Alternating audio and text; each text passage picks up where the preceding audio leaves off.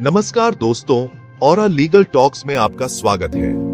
Registry property के ownership को legal बनाने का एक वैलिड प्रोसेस है, लेकिन क्या आप जानते हैं कि सभी तरह की रजिस्ट्री सुरक्षित नहीं होती। कुछ रजिस्ट्री भविष्य में कैंसिल भी हो सकती है। इस वीडियो में हम प्रॉपर्टी रजिस्ट्रेशन के प्रकार और उनकी सुरक्षा के बारे में डिटेल में डिस्कस करेंगे।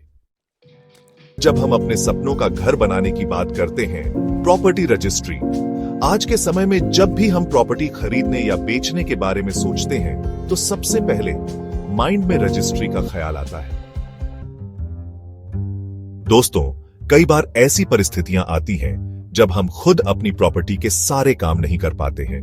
ऐसी स्थिति में हम पावर ऑफ अटॉर्नी के थ्रू किसी और को अपनी प्रॉपर्टी के काम करने का अधिकार दे सकते हैं।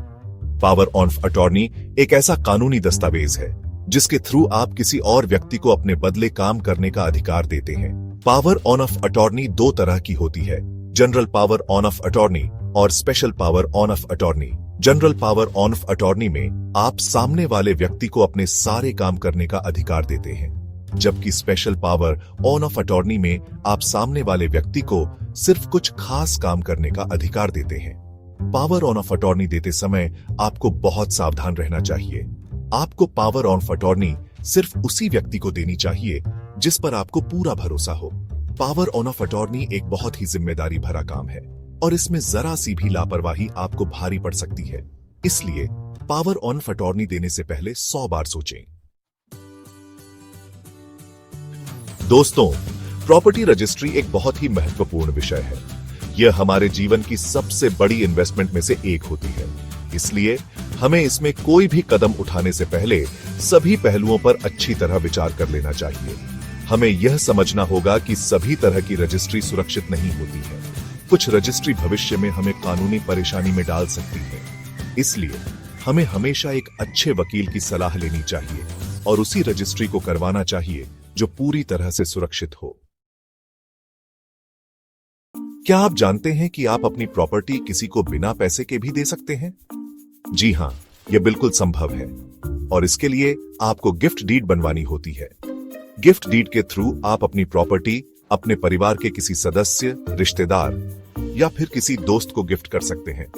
यह एक बहुत ही आसान और सुरक्षित तरीका है प्रॉपर्टी ट्रांसफर करने का। गिफ्ट डीड बनवाने के लिए आपको कुछ नियमों का पालन करना होता है। सबसे पहले तो यह जरूरी है कि आपकी मंशा बिल्कुल साफ हो, यानी आप सचमुच उस प्रॉपर्टी को गिफ्ट करना चाहते हो। दूसरा, गिफ्ट डीड को रजिस्टर करवाना बेहद जरूरी है। बिना रजिस्ट्रेशन के आपकी गिफ्ट डीड कानूनी तौर पर मान्य नहीं होगी। गिफ्ट डीड के कई फायदे हैं। सबसे बड़ा फायदा यह है कि इसमें आपको स्टैंप ड्यूटी कम देनी पड़ती है। दूसरा फायदा यह है कि गिफ्ट डीड को कोर्ट में चुनौती देना बहुत मुश्किल होता है। तो दोस्तों, अगर आप अपनी प्रॉपर्टी किसी को गिफ्ट करना चाहते हैं तो गिफ्ट डीड जरूर बनवाएं। यह आपको और आपके प्रियजनों को भविष्य में किसी भी तरह की कानूनी परेशानी से बचाएगा। बात करते हैं सेल डीड की। यह रजिस्ट्री का सबसे महत्वपूर्ण और सुरक्षित प्रकार माना जाता है। आप इसे प्रॉपर्टी का असली मालिकाना हक समझ सकते हैं। जब आप कोई प्रॉपर्टी सेल डीड के थ्रू खरीदते हैं तो इसका मतलब है कि आप उस प्रॉपर्टी के एकमात्र मालिक बन जाते हैं। आपके पास उस प्रॉपर्टी को बेचने, गिफ्ट करने या फिर अपने नाम पर लोन लेने का पूरा अधिकार होता है। लेकिन यहां ध्यान रखने वाली बात यह है कि सेल डीड तभी मान्य होती है जब यह सभी नियमों और कानूनों के हिसाब से बनाई गई हो। इसमें विक्रेता और खरीदार दोनों की सहमति होना बेहद जरूरी है और सारे दस्तावेज सही होने चाहिए। अगर आप सेल डीड के थ्रू प्रॉपर्टी खरीद रहे हैं तो आपको एक वकील की सलाह जरूर लेनी चाहिए। एक अच्छा वकील आपको सभी नियमों और कानूनों के बारे में बताएगा और यह सुनिश्चित करेगा कि आपकी रजिस्ट्री पूरी तरह से सुरक्षित हो। सेल डीड के कई फायदे हैं। सबसे बड़ा फायदा यह है कि यह आपको कानूनी सुरक्षा प्रदान करता है। अगर भविष्य में कोई आपके प्रॉपर्टी पर दावा करता है तो आपके पास सेल डीड होने के कारण आपका पक्ष मजबूत होगा। दूसरा फायदा यह है कि सेल डीड के थ्रू प्रॉपर्टी खरीदने पर आपको लोन मिलना आसान होता है। बैंक और दूसरे वित्तीय संस्थान सेल डीड को एक वैलिड डॉक्यूमेंट मानते हैं और आसानी से लोन दे देते हैं। तो दोस्तों, अगर आप प्रॉपर्टी खरीदने की सोच रहे हैं तो सेल डीड के थ्रू ही खरीदें। यह आपको मानसिक शांति और कानूनी सुरक्षा दोनों प्रदान करेगा। अब बात करते हैं लीज होल्ड प्रॉपर्टी की। दोस्तों, लीज होल्ड प्रॉपर्टी का मतलब है कि आप उस प्रॉपर्टी के मालिक नहीं हैं, बल्कि आपको एक निश्चित समय के लिए उसका इस्तेमाल करने का अधिकार मिला है। यह अधिकार आपको लीज के थ्रू मिलता है। लीज एक तरह का समझौता होता है जो आपको उस प्रॉपर्टी के मालिक के साथ होता है। लीज होल्ड प्रॉपर्टी में आपको कुछ नियमों और शर्तों का पालन करना होता है। यह नियम और शर्तें लीज एग्रीमेंट में लिखे होते हैं। लीज की अवधि खत्म होने के बाद प्रॉपर्टी वापस उसके मालिक के पास चली जाती है। लीज की अवधि कुछ सालों से लेकर 99 साल तक हो सकती है। लीज होल्ड प्रॉपर्टी के कुछ फायदे और कुछ नुकसान हैं। फायदा यह है कि लीज होल्ड प्रॉपर्टी खरीदने में आपको कम पैसे खर्च करने पड़ते हैं। नुकसान यह है कि लीज की अवधि खत्म होने के बाद आपको प्रॉपर्टी खाली करनी पड़ती है। इसलिए लीज होल्ड प्रॉपर्टी खरीदने से पहले आपको सभी पहलुओं पर ध्यान से विचार कर लेना चाहिए। यह समझना जरूरी है कि लीज होल्ड प्रॉपर्टी में आपके अधिकार सीमित होते हैं। आप उस प्रॉपर्टी में कोई बड़ा बदलाव नहीं कर सकते हैं बिना मालिक की इजाजत के। इसलिए अगर आप लॉन्ग टर्म इन्वेस्टमेंट की सोच रहे हैं तो लीज होल्ड प्रॉपर्टी आपके लिए सही विकल्प नहीं है।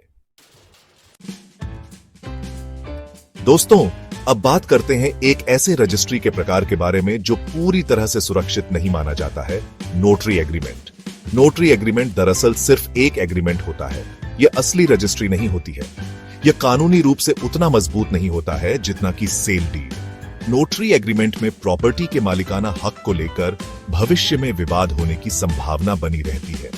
ऐसा इसलिए क्योंकि यह सिर्फ एक एग्रीमेंट होता है और इसे कोर्ट में आसानी से चुनौती दी जा सकती है। अगर आप नोटरी एग्रीमेंट के थ्रू प्रॉपर्टी खरीदते हैं तो आपको भविष्य में कानूनी परेशानियों का सामना करना पड़ सकता है। इसलिए मेरी सलाह यही होगी कि आप हमेशा सेल डीड के थ्रू ही प्रॉपर्टी खरीदें। नोटरी एग्रीमेंट भले ही आपको सस्ता लगे, लेकिन यह आपको मानसिक तनाव और कानूनी लड़ाई में डाल सकता है। इसलिए अपनी मेहनत की कमाई को खतरे में डालने से बेहतर है कि आप थोड़ा इंतजार करें और सेल डीड के थ्रू ही प्रॉपर्टी खरीदें। याद रखें, प्रॉपर्टी खरीदना एक बहुत बड़ा फैसला होता है और आपको कोई भी कदम उठाने से पहले अच्छी तरह सोच लेना चाहिए। दोस्तों, जिंदगी का सच यह है कि यह अनिश्चित है। हम नहीं जानते कि कब क्या हो जाए। इसलिए यह बेहद जरूरी है कि हम अपनी मृत्यु के बाद अपने परिवार की सुरक्षा के लिए पहले से तैयारी कर लें। वसीयत एक ऐसा जरिया है जिसके थ्रू हम अपनी मृत्यु के बाद अपनी प्रॉपर्टी अपने प्रियजनों के नाम कर सकते हैं। वसीयत में हम यह लिख सकते हैं कि हमारी मृत्यु के बाद हमारी प्रॉपर्टी किसको मिलेगी। वसीयत बनवाना बेहद जरूरी है, खासकर अगर आपके पास प्रॉपर्टी है। अगर आप वसीयत नहीं बनवाते हैं तो आपकी मृत्यु के बाद आपकी प्रॉपर्टी को लेकर आपके परिवार में झगड़ा हो सकता है।